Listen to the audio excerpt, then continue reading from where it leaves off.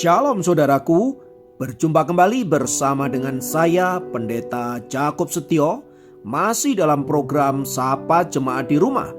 Kali ini kita akan bersatu bersama-sama, mari kita berdoa. Bapa kami rindu, firman-Mu sungguh memberkati kami, dan biarlah melalui renungan firman itu, kami semakin dikuatkan, diteguhkan di dalam pengiringan kami akan Engkau. Kami siap diberkati, terpujilah nama-Mu kekal selama-lamanya. Dalam nama Yesus kami berdoa, haleluya, amin. Firman Tuhan, kali ini saya ambil dari Matius pasal 8 ayat 19-20. Saya ulangi, Matius 8 ayat 19-20 berkata, Yesus berkata kepadanya, serigala mempunyai liang dan burung mempunyai sarang, tetapi anak manusia tidak mempunyai tempat untuk meletakkan kepalanya. Haleluya. Saudara-saudara, jika ditanyakan kepada orang-orang percaya, motivasi apa yang membuat mereka mengiring Yesus, maka kita akan mendapati berbagai-bagai jawaban keluar dari mulut mereka. Beberapa di antara mereka mengiring Yesus karena berkat-berkat, yang lainnya lagi karena kesembuhan, yang lainnya lagi karena mukjizat, dan sebagian juga karena ingin hidup sukses, ingin mengalami kesenangan hidup, dan berbagai-bagai kemudahan hidup. Selain itu, beberapa yang lain karena mereka memang mengasihi Tuhan, dan karena hati mereka rindu untuk menunjukkan ucapan syukur mereka kepada Allah yang telah menyelamatkan hidupnya.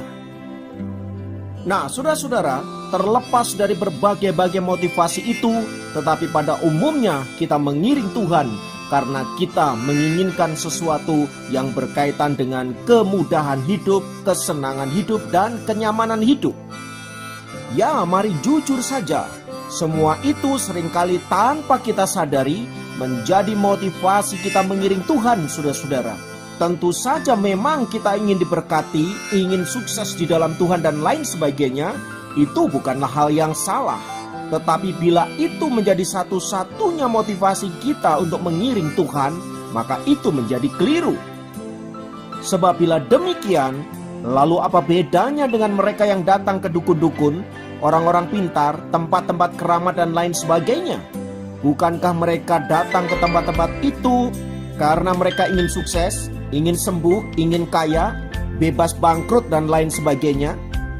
Maka apabila motivasi kita sama dengan mereka, sesungguhnya kita tidak sedang datang untuk menyembah dan menyenangkan Tuhan, mengasihi Tuhan, melainkan kita menyembah dan menyenangkan diri kita sendiri. Bahkan yang lebih mengerikannya lagi, saudaraku, Tuhan seringkali ditempatkan sebagai objek yang kita peralat untuk memenuhi segala keinginan kita.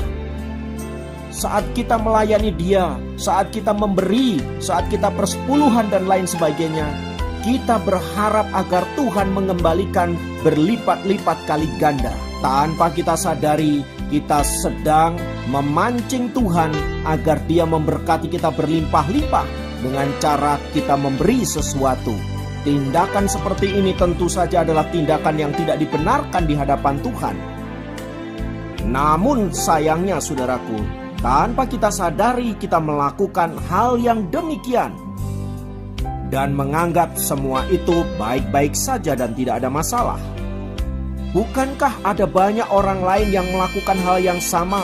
Mereka melakukan kebajikan, mereka melakukan amal soleh, mereka mempersembahkan sesuatu, menolong orang miskin, anak yatim, piatu dan lain sebagainya, dan mereka berharap agar Tuhan memberikan pahala, agar Tuhan memberikan berkat. Saudara-saudara, sebagai anak-anak Tuhan, tentu kita tidak boleh berpikir demikian. Mengapa? Karena kita telah terlebih dahulu diberkati oleh Allah, kita telah terlebih dahulu dikasihi oleh Allah, diselamatkan oleh Allah. Maka ketika kita melakukan segala sesuatu menyangkut kehendak-Nya, semisal kita melakukan berbagai kebajikan-kebajikan hidup, itu kita lakukan bukan supaya kita menerima berkat-berkat yang berlimpah-limpah, melainkan karena kita mengucap syukur dan karena kita mau mengasihi Allah. Yang kita tunjukkan dengan cara menjadi berkat bagi orang-orang di sekitar kita. Karena itu saudara-saudara, jika motivasi kita mengiring Tuhan keliru, maka saya sangat yakin akan berdampak kepada pola pikir yang salah tentang Tuhan dan aplikasi hidup yang salah di dalam kehidupan kita.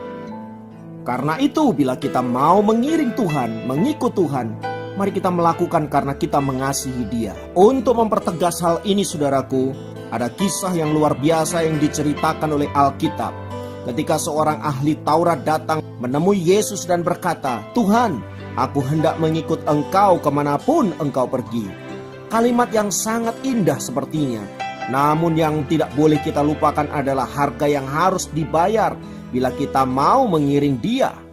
Karena itulah kemudian Yesus memberikan jawaban, serigala mempunyai liang untuk tinggal dan burung mempunyai sarang untuk berteduh, tetapi anak manusia tidak memiliki apa-apa yang dapat ditinggalinya. Maksud dari kalimat Yesus tersebut ingin menyatakan bahwa untuk mengiring Dia, kita harus rela meninggalkan segala sesuatu, memikul salib dan mengiring Dia. Lukas 9 ayat 62.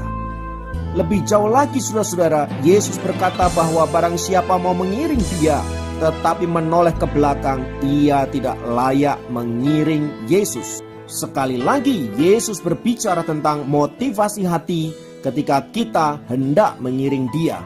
Bukan karena kita ingin sukses, bukan karena kita ingin sembuh, mukjizat dan lain sebagainya, tetapi karena memang kita mencintai Dia dan karena kita mau mengasihi Dia, sebab Dia telah terlebih dahulu mengasihi kita dan telah menyelamatkan hidup kita dari hukuman kekal. Jika demikian, apakah mengiring Yesus berarti kita harus menderita, kita harus miskin, kita harus susah dan lain sebagainya? Jawabannya tidak. Tuhan tentu senang saudara dan saya diberkati. Tetapi yang terpenting bukan soal kita diberkati, yang terpenting bukan soal kita sembuh, yang terpenting bukan soal keadaan kita, termasuk di dalamnya ketika kita menderita. Tetapi di sini berbicara tentang motivasi kita. Sekali lagi saudaraku, motivasi kita harus benar saat kita mengiring Tuhan. Maka ketika motivasi kita benar saudaraku, entahlah kita dalam keadaan menderita, dalam keadaan susah, atau sebaliknya dalam keadaan diberkati, sukacita, maka kita akan tetap mengasihi Dia dengan kasih yang tulus. Karena itu saudaraku, melalui firman Tuhan hari ini kita diingatkan untuk senantiasa cek and recheck motivasi kita dalam mengiring Tuhan. Haleluya.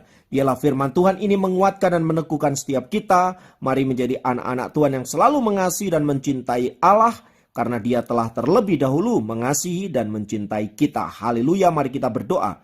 Bapa, dalam nama Yesus, biarlah firman-Mu senantiasa menguatkan kami dan menjadi rema akar di dalam kehidupan kami senantiasa menyenangkan dan memuliakan nama-Mu. Sampai seluruh rencana Allah dikenapi di dalam dan melalui diri kami masing-masing. Apapun situasi kami percaya Allah turut bekerja dalam segala perkara untuk mendatangkan kebaikan bagi orang-orang yang mengasihi Dia. Haleluya. Terpujilah nama-Mu kekal selamanya dalam nama Yesus. Haleluya. Amin. Demikian program Sapa Jemaat kali ini. Sampai jumpa dalam program Sapa Jemaat yang lain. Tuhan Yesus memberkati.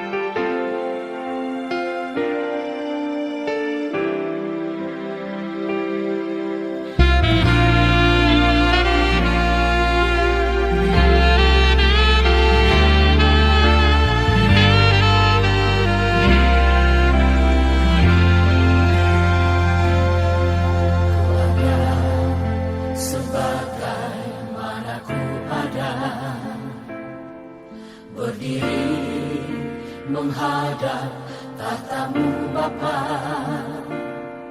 semua karena anugerah-Mu yang telah selama